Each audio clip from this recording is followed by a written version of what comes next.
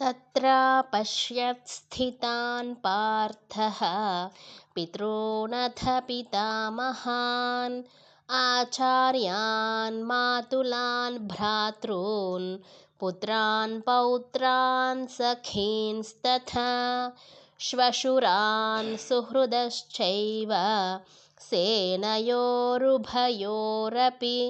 तान् समीक्ष्य स कौन्तेयः सर्वान् बन्धूनवस्थितान् कृपया परयाविष्टः विषीदन्निदमब्रवीत्।